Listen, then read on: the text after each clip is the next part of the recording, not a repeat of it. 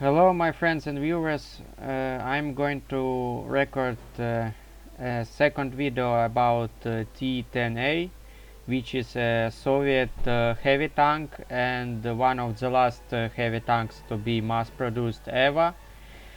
I already had a video about this tank, however it is pretty old since I had recorded it about 2 years ago, when I had just acquired this tank.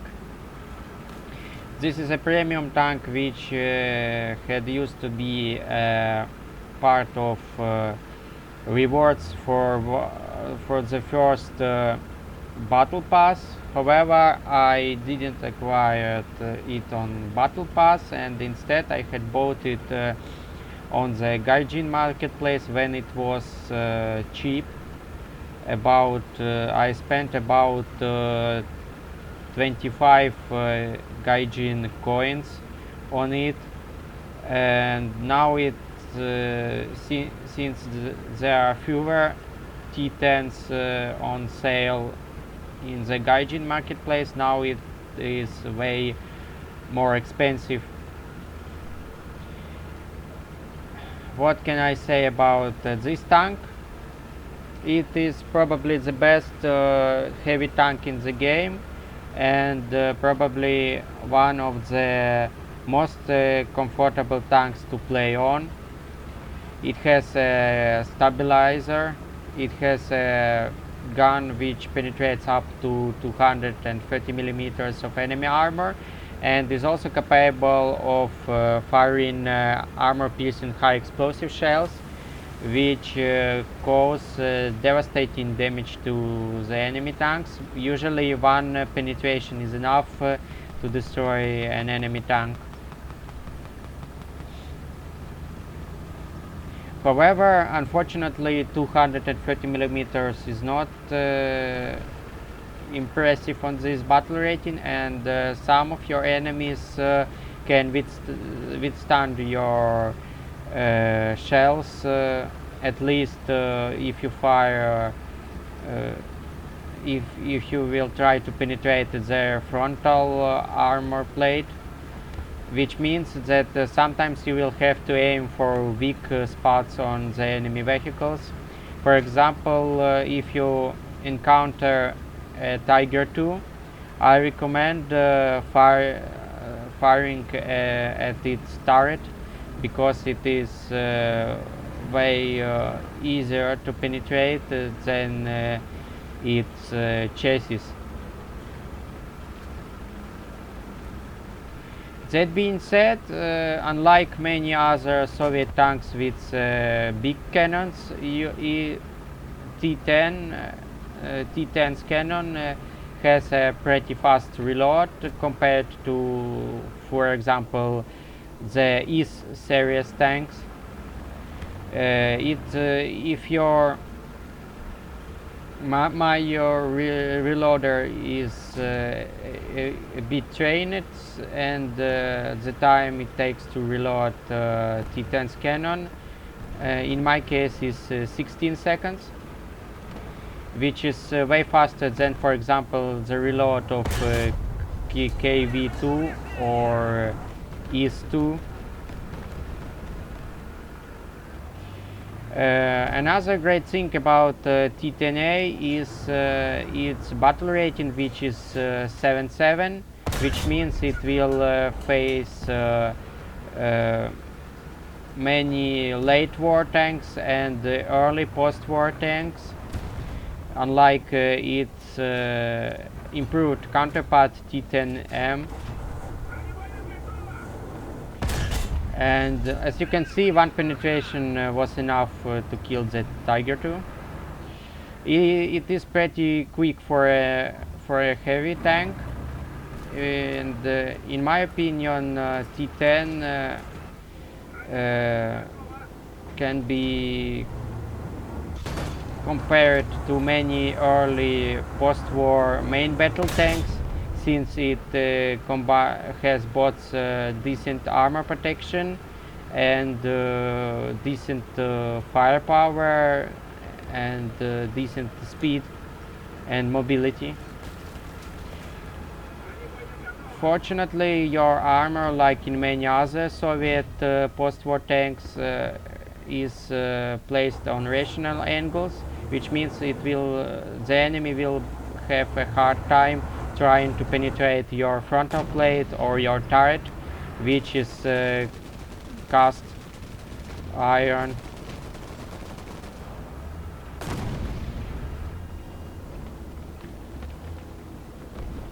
Also, as a secondary ornament, you have two DSHK heavy machine guns, which are capable of destroying lightly armored enemy vehicles, such as early infantry fighting vehicles and armored cars.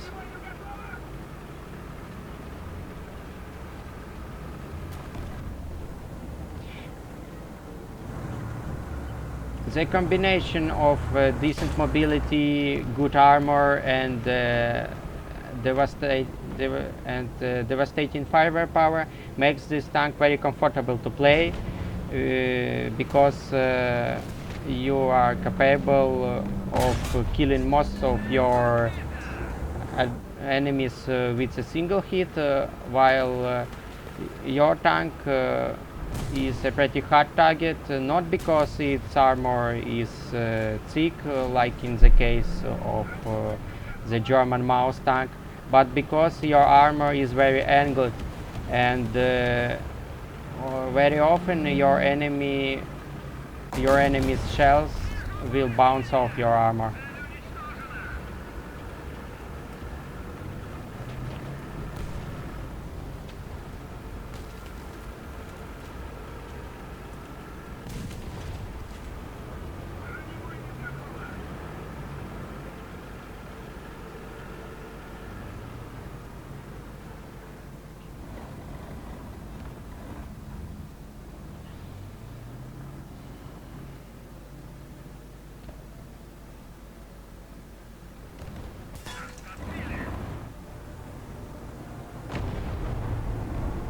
As you can see, the enemy AMX M4 had failed to penetrate my frontal plate.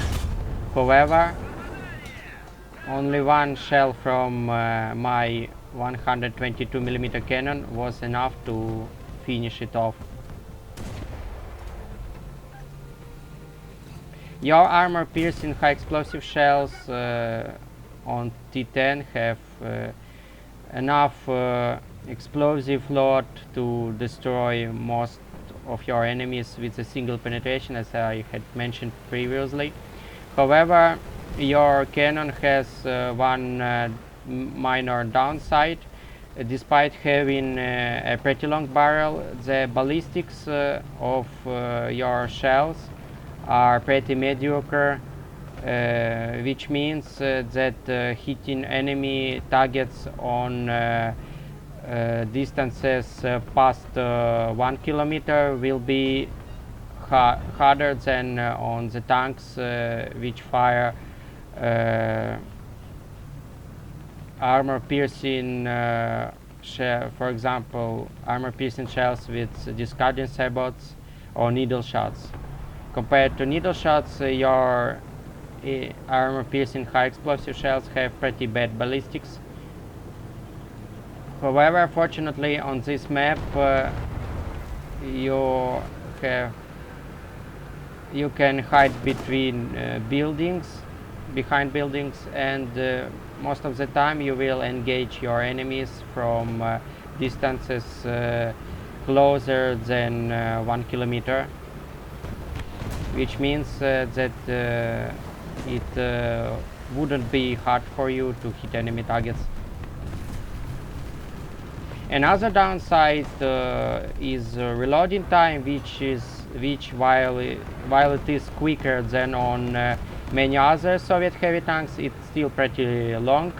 In my case, it's 16 seconds, and unfortunately, your armor rack is pretty small. You can carry up to 30 shells, and I recommend carrying around 15 shells, which is half of your ammo rack. so that your tank wouldn't explode from penetration into the frontal plate or turret. However, unfortunately, only 8 of those shells can be placed in your turret, which means that after you fire 8 shells, you will have to wait until your reloader places more shells in your turret, since most of your armor rack is located in the chassis.